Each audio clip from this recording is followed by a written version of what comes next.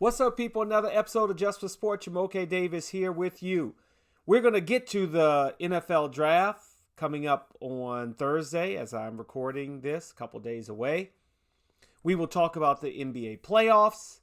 My predictions are looking good so far, but there are a couple of games and observations that I am making that are not backpedaling. I won't backpedal from my gut check picks, but just some things that are surprising me.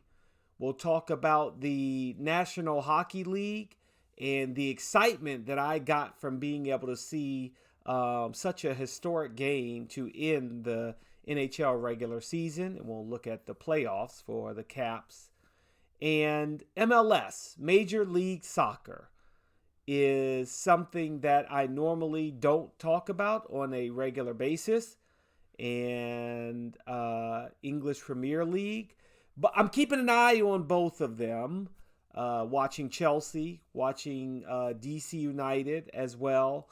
But I had an amazing experience that I will not forget, as I can add to my bucket list of sports, which is really something that excites me. But I'm going to start with the National Football League and the draft. It is a couple of days away. It is, in some ways, the beginning of the next season, the start of the hope, the euphoria for any football fan for their home team to be able to think about the possibilities of what's to come for the upcoming season, the excitement that is surrounding what will happen with the draft, whether it's who they pick or a trade up or down. It is something that I do enjoy as well. And actually, it will be in Pittsburgh in 2026, so that will be exciting for Steelers fans. I don't recall the last time it was in D.C., but it's about time for that too. But what I wanted to get to first is I have talked many times, and you have heard several prognosticators talk about this as well, that defense wins championships. But what I will not accept is for anyone to think that defensive linemen wins championships. And I'll explain. Over the course of the last couple of weeks, talking to family and friends, since I have moved to Pittsburgh, is really hearing what people are saying about the Steelers. From afar, wasn't a fan. I'm always a fan of the Commanders, and the excitement when the Commanders drafted Jaden Daniels, never in my wildest dreams would I have expected for the Commanders to have the season that they had. First year of new ownership, first year without Daniel Snyder, new coach and Dan Quinn. Like, the whole team just seemed to do an about-face. 180 in one season. And most of that was due to the quarterback. Now, I recognize that Jaden Daniels was taken with the number 2 pick. Steelers don't have that, all right? I will give you that. The Steelers are drafting 21st. As you've heard on a previous pod, I talked almost ad nauseum trying to explain to Steelers fans that even you being in this conundrum right now where you're like, we don't have a quarterback. We should have had a plan for post-Ben Roethlisberger. I laid it out for you. There never was a quarterback that you could have taken that worked out well towards the end of Ben Roethlisberger's draft, in my mind. that when there were opportunities to take a quarterback, the two that stuck out for me the most, and you have seen success in the NFL, are Lamar Jackson and Jalen Hurts. But when they were available, there's no way the Steelers would have ever drafted them. There's just no way. And in the Steelers' position where they are now, Mike Tomlin's never had a losing season. Fans aren't happy about that. They want to get back to the Super Bowl. They want the next Ben Roethlisberger. And you should want the next Ben Roethlisberger, because realistically, all of this talk about, with the first round pick, I think they should find the replacement for Cam Hayward. No, they shouldn't. That should not be the priority for any NFL team that is in dire straits to get a quarterback. And that's where the Steelers are. They don't have one. The talk around, Mason Rudolph, his second time around, maybe he's going to be better. He played well towards the end of the season the last time he was with the Steelers. Okay.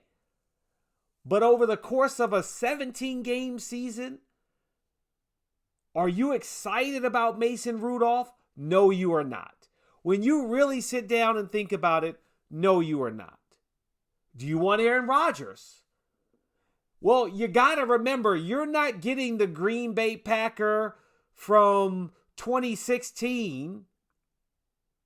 You're getting the New York Jet Aaron Rodgers, who goes away for months on into a dark space to decide what he's going to do next and make everything about him, right? There is a M-E, me, in team. That's Aaron Rodgers, and you don't want that. You do not want Aaron Rodgers. Now, is he 100% the best pick? Will he drop all the way to number 21? I don't necessarily think so. But I still think if he is there, you want to take Shedeur Sanders. The pedigree that he comes from. He is an accurate passer. He may not be the most athletic, but he gets it done. And what he did at Jackson State, what he did on the field, obviously his dad as a coach of Colorado and Jackson State played a big role in it, and so did Travis Hunter. But in turning around the Colorado Buffaloes the way that they did as a team, there's something to be said for that. Shedeur Sanders as a quarterback deserves credit for that. And several of the mock drafts suggest that Shedeur Sanders is going to drop to number 21. And if he does, I think we will all expect for the Steelers, and you as a Steelers fan will be elated that they take Shedeur Sanders. You have to be elated.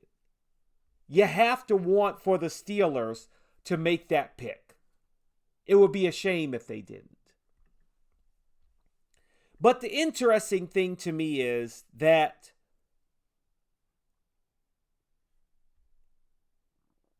or let's say the fun that I had with this draft is there are a lot of prognosticators out there that will say, check out my mock draft. This is who they should take. Looking at NFL.com at a mock draft, I can't tell you the number of them that says Shedeur Sanders. So I said, well, this is what I'm going to do. Just for fun. I like to do this. I went to ChatGPT. I've been using it a lot more experimentally as it relates to sports. So I said to ChatGPT, based on the latest mock drafts and expert analyses, I said first the top 10 picks. And this is what I got. Tennessee Titans, Cam Ward. Cleveland Browns, Travis Hunter. No surprise there on the top 2. New York Giants, Abdul Carter. No surprise there. New England Patriots, Will Campbell, offensive tackle from LSU. Jacksonville Jaguars, Mason Graham, defensive tackle. Jalen Walker, outside linebacker for Georgia. The Jets, Armand Mimbo, offensive tackle from Mizzou. Carolina Panthers, Michael Williams, defensive end from Georgia. Tyler Warren, tight end from Penn State. Chicago Bears, Ashton Jeanty, running back from Boise State. And then I said, well, wait. Let me go back, and I want you to do the entire mock draft for the first round. And the interesting thing that in some ways blew my mind, but I was like, wait, you can't trust ChatGPT. And I know you're like, wait, you said you were going to use it. But I was trying to do it. I've been doing it experimentally for fun. And the first thing that I noticed is I said, okay, now give me the full first round. The ChatGPT says, based on the latest expert mock drafts, here's a projected full first round for the 2025 NFL Draft. Tennessee Titans, Cam Ward, QB from Miami, Florida. Cleveland Browns, Shedeur Sanders, QB from Colorado. New York Giants, Travis Hunter, cornerback wide receiver for Colorado. And it kind of went down from there. The big bump, obviously, Abdul Carter went down as it put Shedeur Sanders up, but everything else kind of fell into place. Will Campbell, Mason Graham, Armand Mimbo, Michael Williams, Tyler Warren, and Ashton Jeanty. But I can't trust ChatGPT because then when I kept looking down, it had Shedeur Sanders again at quarterback for the Pittsburgh Steelers at 21. And it had Ashton Jeanty, running back for Boise State for the New England Patriots. So, as I'm doing this, I'm going to type again, what are the latest give me the latest mock draft for the NFL. This is live, y'all. Give me the latest mock draft for the NFL draft in 2025. Well, it's live to recording. All right? It's searching the web right now. Based on the latest expert analysis. Oh boy. There's some changes here. First pick, still Cam Ward. Second pick is still Travis Hunter. Third pick, Abdul Carter. Patriots, Will Campbell. Jacksonville Jaguars, Ashton Jeanty, running back from Boise State. Then Jalen Walker, outside linebacker for Georgia. Armand Mimbo, 7th to the Jets. Carolina Panthers take Michael Williams. Saints take Tyler Warren. Chicago Bears take Luther Burden III, wide receiver out of Missouri. And I wouldn't call it an obsession, but I am excited to see what's going to happen with Shedeur Sanders. And as I scroll down here, it has the Pittsburgh Steelers taking Shedeur Sanders, quarterback out of Colorado. The Washington Commanders taking James Pierce Jr., edge rusher out of Tennessee. I guess. We'll see. That's the thing, is we'll see. But I just feel like the draft takes too long. I want to enjoy it. I'm looking at the NFL one, the actual NFL.com, and all I'm doing is scrolling to my teams. and or my team, but the teams I'm interested in. Again, Pittsburgh Steelers, Shedeur Sanders. Mike Tomlin could view Sanders as a perfect quarterback for a squad with his confidence, moxie, and pinpoint passing skills. The Colorado star might ignite a dormant offense that has already added some star power this offseason, which could be exciting for the Pittsburgh Steelers if he falls into their lap.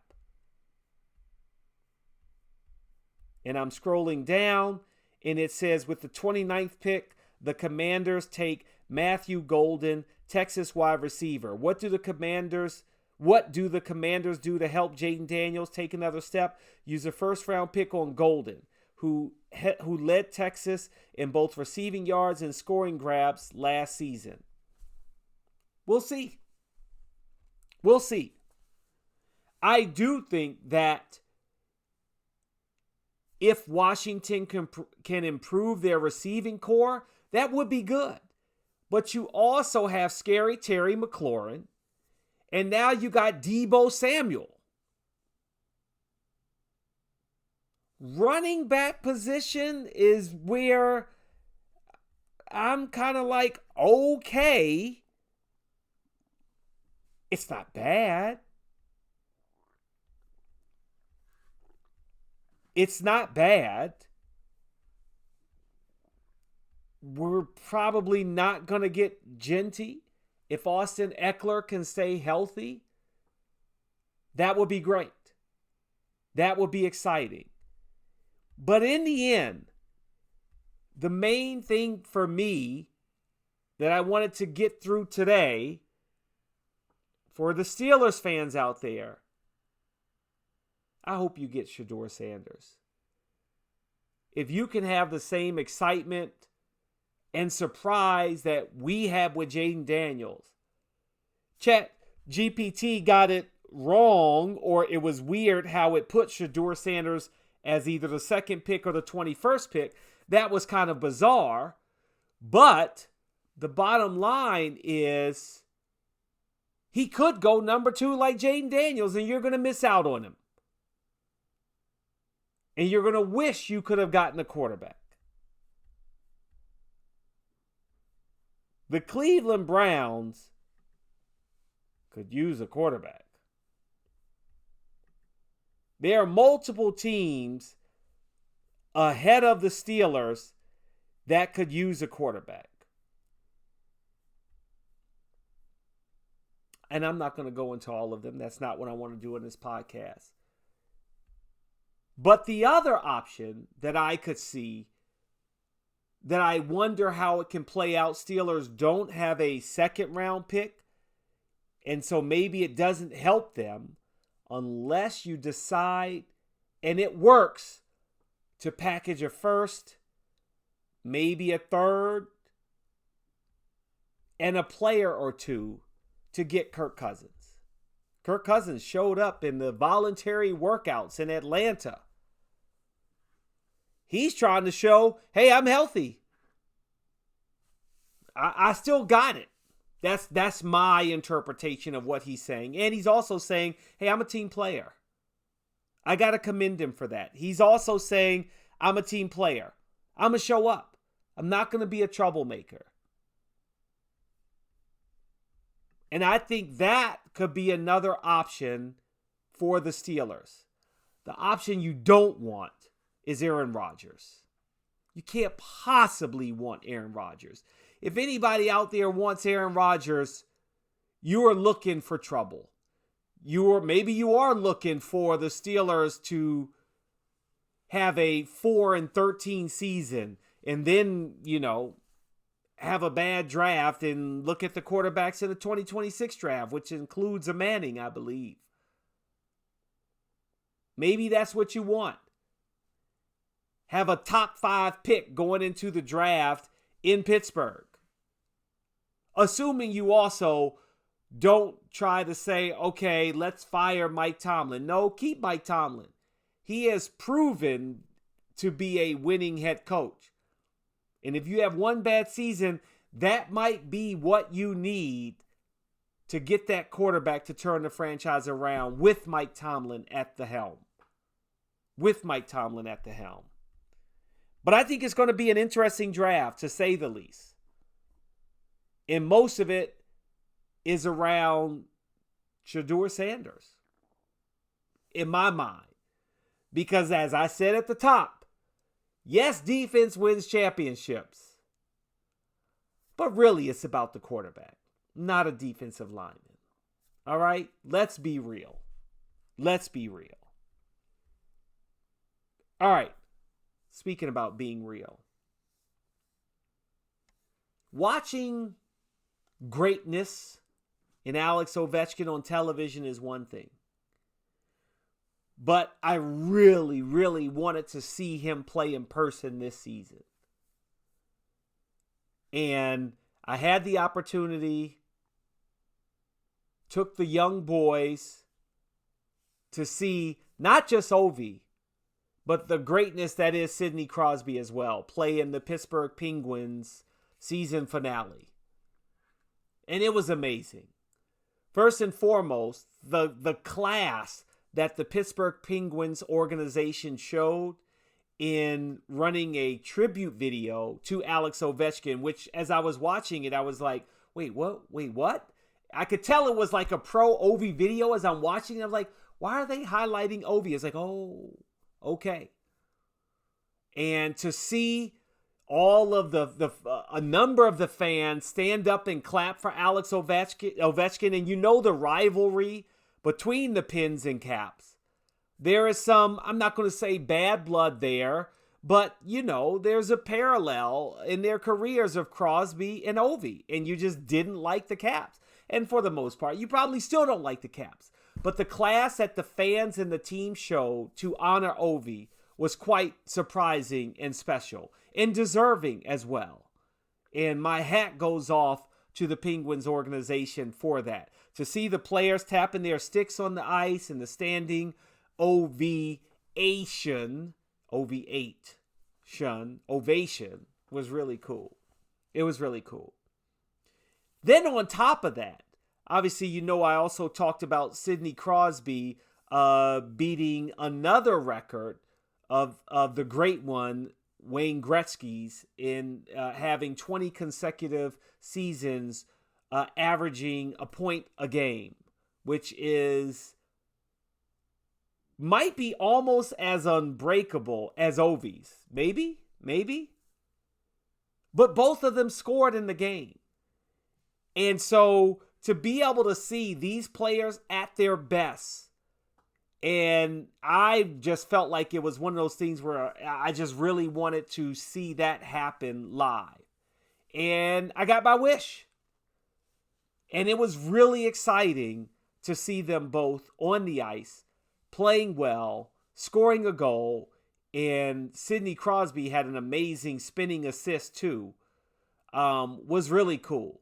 And I'm sure all of the fans at the arena enjoyed it as well. And the Pens won their season finale 5-2, which has me worried about the Caps going into the playoffs. And then last night, Ovie beat the Canadiens in Washington with 2 goals, 1 in overtime, to win it all. Well, win game 1. So they're still not out of the water. But maybe Ovie is turning it on for the playoffs. And I am rooting for the Caps to win the Stanley Cup. But I also recognize that it may not happen. It would be exciting if it did, but I will accept if it doesn't. I'm good with it. But this could be the year. It is not about who has the best record in the regular season in the NHL. It's all about who has the best goalie. And if the Washington Capitals can somehow find a way to stay hot, and winning a game like that in overtime, 3-2,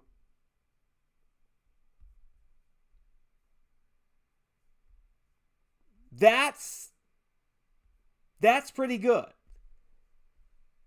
because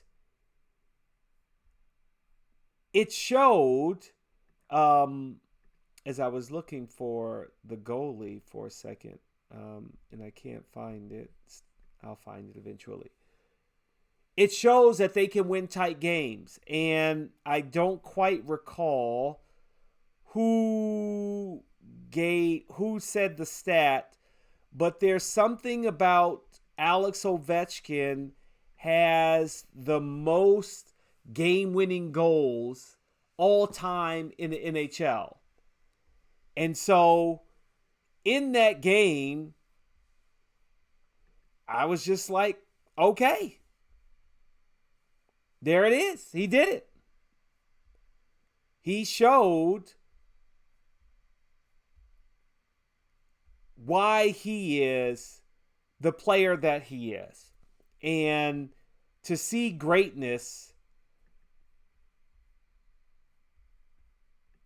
happen on both sides of the ice was great. And Thompson, I had it right. I couldn't remember his first name. But if Logan Thompson can stay healthy and get hot, of course, Caps have a shot. They've got a shot to win it all. And I didn't do my gut check picks. And this is a heart pick. But that would have been the team that I picked to win the Stanley Cup, are the Caps. Caps versus the Vegas Golden Knights again for the Stanley Cup. And the Caps hoist the Stanley Cup again. That would have been my gut check picks. And I guess I can still make that as my gut check pick, but I know I'm behind because the game's already started. Not quite the same. Not quite the same. Again, what isn't the same is watching soccer live versus on television. And 2 days after I got to see Ovie and Crosby, I headed up to Cleveland to watch the Columbus Crew host Inter Miami. And it was worth every penny. No, Messi didn't score. Miami beat Columbus Crew, which I know that is a bummer for Rossi and the Crew. Look, I'm a DC United fan, so I wasn't rooting for either team to win, but that was another bucket list check. Bucket list check. I saw Messi play live. The most interesting thing about watching Messi play live is how much he walks. And maybe if you're into soccer, and we were there with about 70 of us for the game, I am in no way going to doubt Messi's skill, his greatness, and how he plays the game. But he walked a lot, and that surprised me. But it was almost like a shark that is just kind of moving slowly, just kind of swimming, and then boom, and he strikes. That's what I felt like with Messi, or at least that's what I was trying to tell myself, and why I saw him walking so much, just casually on the pitch, just waiting for his turn. He had 2 shots on goal, maybe he had more, but there were 2 shots on goal where the whole stadium was like, I mean, every time he got the ball, everyone just held their breath, like what was going to happen next? And it's unfortunate because they were never doing that for the Crew. Now, the Crew fans were rooting for their team, and they were excited, of course, as they should have been. The game was not in Columbus. They moved the game to Cleveland to get the bigger stadium because they knew they'd sell more tickets, more fans want to see. Not Columbus, but Messi. Maybe a little Busquets. Maybe a little Suarez. Maybe. I know the Columbus Crew fans couldn't have been happy with all of the Messi jerseys in the stands. And I kind of was hoping that Columbus, if they weren't going to win, at least a tie. But I look at my son and think about, man, not that he could be Messi, but just like I wonder what he was thinking about watching the game and wondering if, oh, well, Messi walks. Is that how you play? You just kind of wait your turn, because my son does play some striker and on the wings. But there were a lot of dads who were like, don't play like that. Don't enjoy watching Messi, but don't watch Messi and do what he does. And that was kind of funny to hear the coaches say that and the dads say that. But at the same time, I was like, as I was driving home from the game, it was like, but he's Messi. And somehow he knows where to be, when to be there, and he controls the game without having to run all over the place at a frenetic pace and calling for the ball all the time. To take a line from Mike Miller, he picked his spots. Mike Miller used to say that in the locker room all the time. I pick my spots. And I'd never quite understood that. I'm talking about the Washington Wizards, that is. I would always say, well, what do you mean pick your spots? I didn't quite get it. But when I was watching Messi, that's what I felt like. He was picking his spots. He was deciding when to go to 60 miles an hour, when to slow down. That's what he was doing. And Miami won 1-0. It was a good game. A lot of Messi jerseys, including my son's. Sorry, Columbus Crew. I know you were probably bummed out, but I don't know. Maybe at some point in the Columbus Crew's existence, they will bring that type of player. I don't know. Maybe it's Mbappe. Maybe it's Cole Palmer at the end of his career. Maybe it's Mo Salah coming to play for the Columbus Crew. That's a possibility. But then at the same time, for the Columbus Crew fans, that'll mean even more games in the Cleveland Browns Stadium. And maybe you don't want that. Maybe you don't want that. What I want is to see competitive basketball in the NBA playoffs. And I want my gut check picks to be right. I have all the way through the finals. I have Clippers winning it all. I have Cavs winning it all over the Clippers. That was my gut check pick to win the NBA championship. But there's a little bit from here too. And from here. I mean, it was really like a, if I get lucky, I'm going to be like, hey, I called it. But I know that it is not the pick that most people are saying. Right? You're most likely saying Celtics in Oklahoma City. That's who you think are going to be in the NBA Finals. And you think the Celtics are going to go back-to-back. And I know during New Year's podcast, I also talked about the Celtics going back-to-back. Or maybe that was before the start of the NBA season. Now, not so much. I don't know if it's going to happen. But as I'm recording this, Indiana is up 2-0 on Milwaukee. I said Indiana would win that. I think the Cavs will beat the Heat. I now feel like the Pistons will beat the Knicks. Why? Because it's something that I should have remembered that I talked about before. You just can't win with your point guard being your best player, and especially a somewhat diminutive one in Jalen Brunson. It's not going to happen for the Knicks.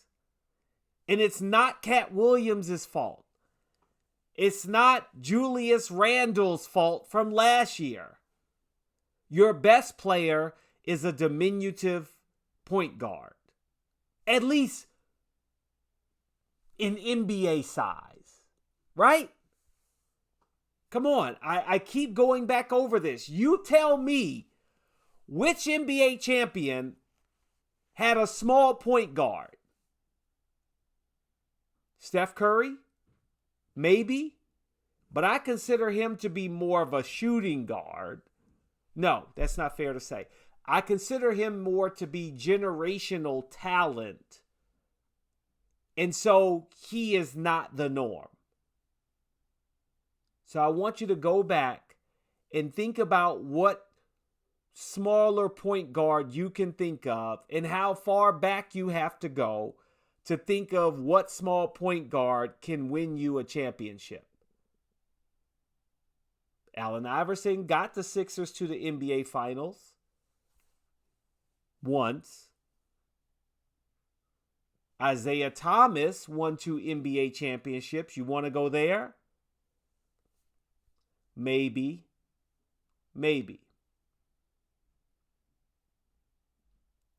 I think that the Pistons should be up 2-0 on the Knicks, and they smell blood.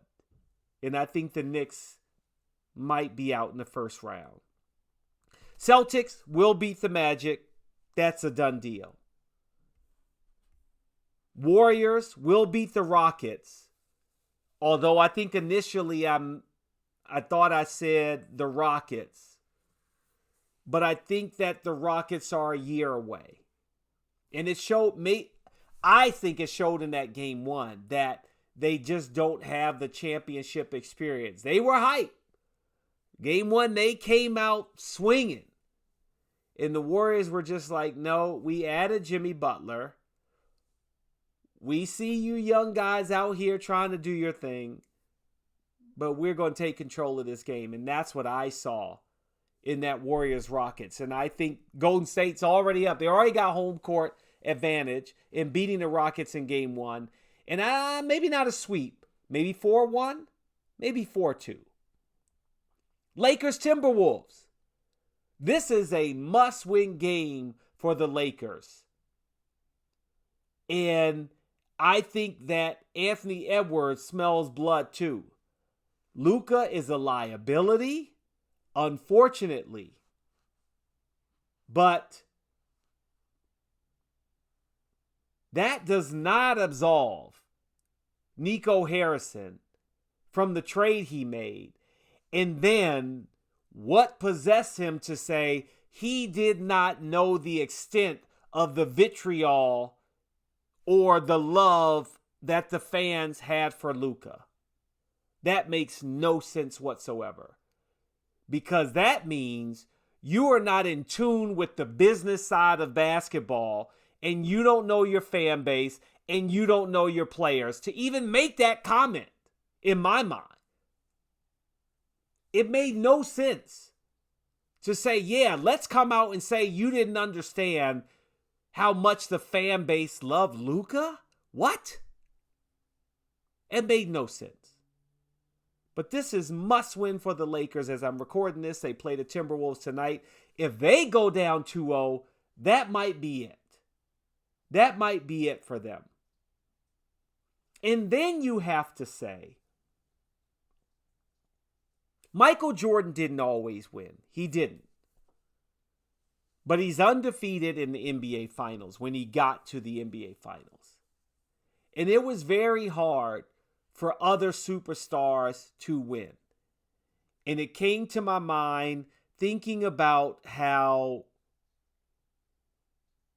people question who is the best all-time best player in the NBA.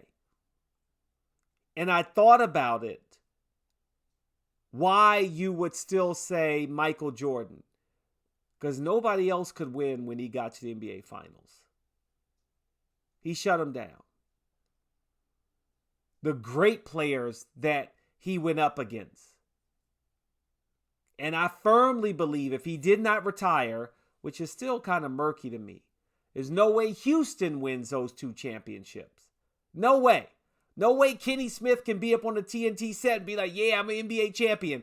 Nah, that was because Michael Jordan retired for 2 years. That's what I think. He beat Patrick Ewing, Charles Barkley, John Stockton and Karl Malone, whomever, the Detroit Pistons. He got it done. And I know that he played in the NBA for a long time before he got to the NBA Finals. So I know LeBron and Kobe fans and other fans of players that they're going to say are better than Michael Jordan. There's something about that when I thought about it. Nobody else was winning championships when Michael Jordan was at his prime. No one. And here you have Steph Curry won some in the LeBron era, right? Tim Duncan, even though that was very early in LeBron's career, right? Do I have that right? Like, other teams have won it. Celtics have won it during the LeBron James era. And that's something that I just came to my mind, and I'm sure it'll be controversial to discuss or to debate. Nuggets and Clippers are tied. As I mentioned, I picked the Clippers to win it all. I think the Clippers getting home court advantage. Kawhi with 39 points in that last game. Nuggets, not quite the same. They barely won game one, just like the Knicks. They should be down 2-0 as well, but they're not. But the Clippers, smooth sailing from here on out. I think they will take care of the Nuggets. And poor John Morant. We won't play that bad again. Maybe just don't say stuff like that. Because now you're down 2-0 to Oklahoma City. And game 2, you lost 118-99. That's still by a lot. It wasn't a nail biter. And it wasn't a nail biter from the beginning of the game. I mean, I turned the game on a little bit late, and they were already down 10. Memphis is done. And they were the AC. They should be done. This wasn't really the best season for Memphis. I think they're going to, they fired their coach, Taylor Jenkins, and they're reeling. And they've got to find a way to turn it around eventually. I don't know if that's going to be next season or not, but this isn't the year for the Grizzlies. But they made it, and I said they would. I said they'd get that A seed. So, hey, another great sports weekend. As someone asked me, like, hey, what sports are on? For the next 30,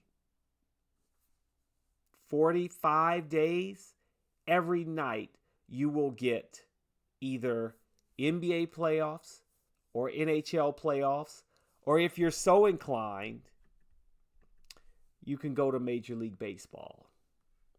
And boy, am I bummed about Major League Baseball. But excited about sports. Every night there's going to be a great game on. A great game, or more than one, obviously, to watch.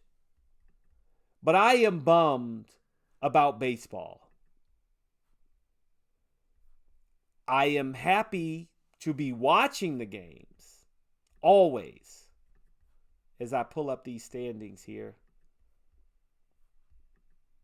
But what disappoints me the most, I'm worried about where the Orioles are trending.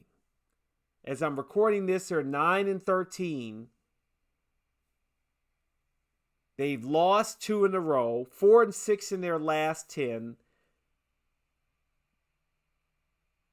Now, granted, they lost a game, what was that, to the Reds, 24-2 in Baltimore, which was not good. Their run differential is minus 27, and they're only 4 games under 500. They're playing at the Nats right now, which I'm always somewhat torn at that.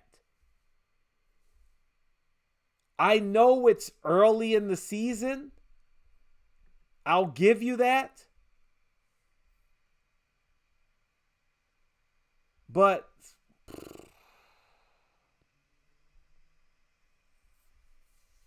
losing to the Nats 7-0, and the Nats were swept by the Pittsburgh Pirates.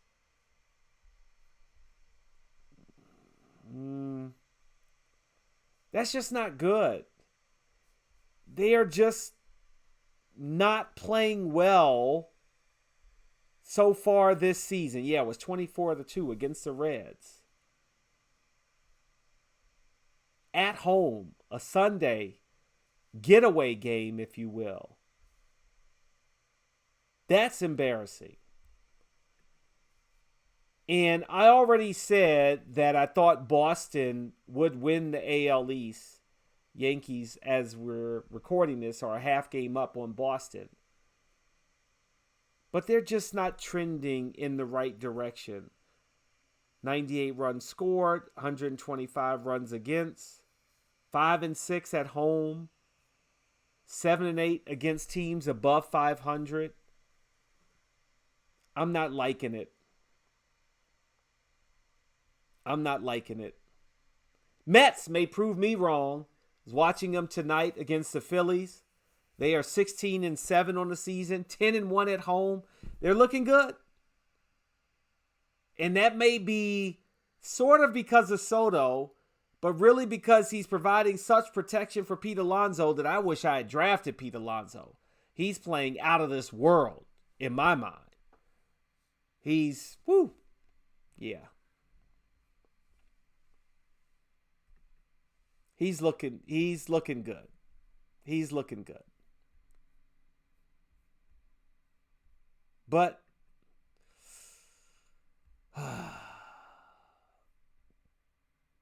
Nationals are 10-13. I have to admit they're playing better than I thought that they would.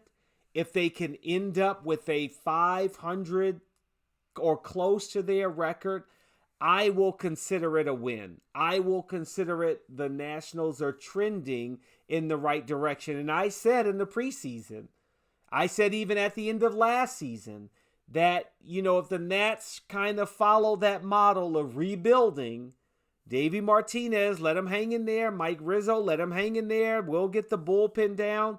Their run differential is -13. That's not bad. 4-6 in their last 10, 6-4 at home. I like what I'm seeing out of Nationals. And even that saying they should not have lost to the Pirates or been swept by the Pirates. Pirates are 8-15 and I know it's early. Who knows if any of these teams are going to get hot? Probably not.